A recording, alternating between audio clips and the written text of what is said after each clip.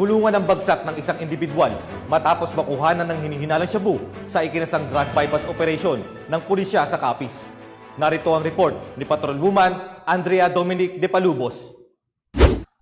Isang lalaki ang nadakip sa matagumpay na bypass operation ng mga tauhan ng Tapas Municipal Police Station kasama ang puwersa ng Drug Enforcement Unit ng Capiz Police Provincial Office sa Barangay Daan Banwa, Tapas, Capiz nitong ika-6 ng Mayo taong kasalukuyan.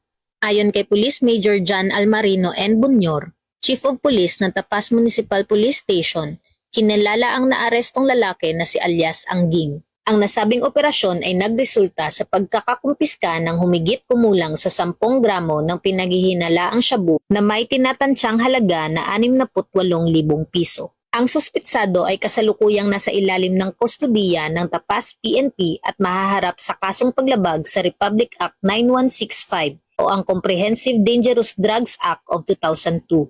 Patuloy na paiigtingin ng Tapas PNP ang kanilang kampanya laban sa iligal na droga para sa mas ligtas na komunidad.